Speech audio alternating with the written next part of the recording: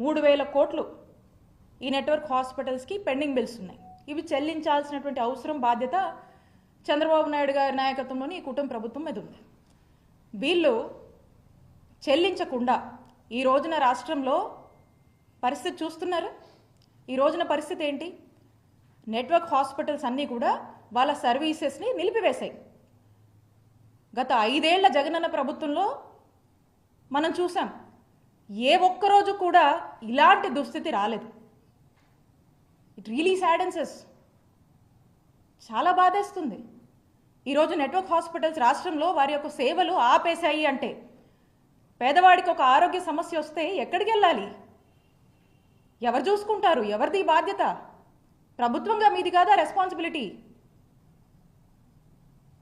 ఒక్కసారి రాష్ట్ర ప్రజలు ఒక్కసారి ఇది ఆలోచన చేయాలి. జగనన్న ప్రభుత్వంలో ఏవైతే మేము సేవలు ప్రజలకు ఎక్కడ ఎటువంటి ఇంటరప్షన్ లేకుండా వీలైనంత మెరుగ్గా అందించేందుకు ఎంతలా కృషి చేశామో మీ అందరికీ కూడా తెలుసు. కోవిడ్ లాంటి పాండమిక్ వచ్చి మన నెత్తిన పడితే ఒక్కసారి ఊహించుకోండి.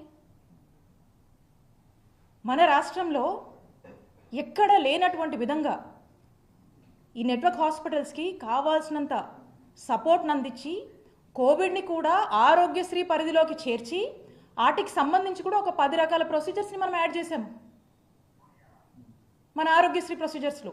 ఇవన్నీ కూడా ఆరోగ్యశ్రీ పరిధికి తీసుకొచ్చి ఆ పాండమిక్ టైంలో కూడా ప్రజలు ఇబ్బంది పడకుండా, ప్రజలకు ₹1 ఖర్చు అవ్వకుండా ఆ బాధ్యత, ఈ క్రైసిస్ ఇలాంటి సిచ్యువేషన్లో కూడా ఈ డిజాస్టర్ బాధ్యత కూడా ప్రభుత్వానిదే అని భావించి జగనన్న ప్రభుత్వం మరి ఏ విధంగా అడుగులు వేసి ప్రజలకు అండగా ఉందో, ప్రజలకు భరోసానిచ్చిందో, ప్రజలకు ఏ విధంగా కూడా ప్రభుత్వం అండగా ఉండాలో అంతకన్నా మిన్నగా జగనన్న ప్రభుత్వం పనిచేసింది.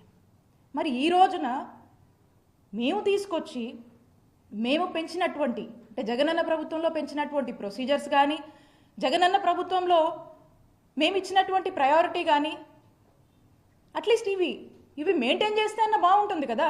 ఎలాగో మీరు కొత్త ఆలోచనలు చేయరు. ఏదన్నా ఇంప్రూవ్ చేద్దాము, ఇంకొంచెం ఎన్హాన్స్ చేద్దాం అనేటువంటి ఆలోచన మీకు లేనట్టే అర్థమవుతా ఉంది.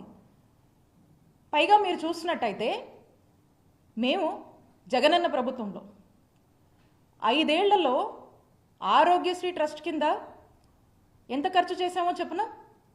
5 ఏళ్లలో 13,500 కోట్లు సుమారుగా 5 ఏళ్ల జగనన్న పాలనలో ఆరోగ్యశ్రీ ట్రస్ట్ కింద మేము ఖర్చు చేశాం. ఇదే 2014 నుంచి 2019 వరకు అప్పుడు చంద్రబాబు నాయుడు గారు ప్రభుత్వం అప్పుడు 5,100 కోట్లు వీళ్ళు ఖర్చు చేసింది. అంటే చంద్రబాబు నాయుడు గారి హయాంలో 5 ఏళ్లకి 5,100 కోట్లు వీళ్ళు ఖర్చు చేస్తే మేము 5 ఏళ్లలో జగనన్న ప్రభుత్వంలో సుమారు 13,500 కోట్లు మేము ఆరోగ్యశ్రీ ట్రస్ట్ కింద ఖర్చు చేశాము. అంటే ఒక్కసారి ఆలోచించండి. చంద్రబాబు నాయుడు గారి హయాంలో సగటున ప్రతి సంవత్సరానికి 1000 కోట్ల వరకు ఖర్చు చేస్తే ఇదే మేము జగనన్న ప్రభుత్వంలో సుమారు 3,000 కోట్ల వరకు కూడా ప్రతి సంవత్సరం మేము ఖర్చు చేస్తూ వచ్చాం. ఇది పేద ప్రజల ఆరోగ్యాన్ని బాధ్యతగా భావించినటువంటి మానవత్వం ఉన్నటువంటి ప్రభుత్వం జగనన్న ప్రభుత్వం ఖర్చు చేసినటువంటి విధానం. ఎందుకంటే మాకు పేద ప్రజల ఆరోగ్యం పట్ల పూర్తి బాధ్యత మాకుంది. ఈ రాష్ట్రంలో పేద ప్రజలకు ఏ సమస్య వచ్చినా వాళ్ళకి అది భారం కాకూడదు. అది ప్రభుత్వం బాధ్యత తీసుకొని వాళ్ళకి ఇచ్చినటువంటి భరోసాగా మేము తోడున్నాం. మరి ఈ రోజున చూస్తే ఏ దుస్థితిలో ఉంది? కాబట్టి నేను స్పష్టంగా వైఎస్ఆర్ కాంగ్రెస్ పార్టీ తరఫున కూటమి ప్రభుత్వాన్ని నేను డిమాండ్ చేస్తూ ఉన్నాను.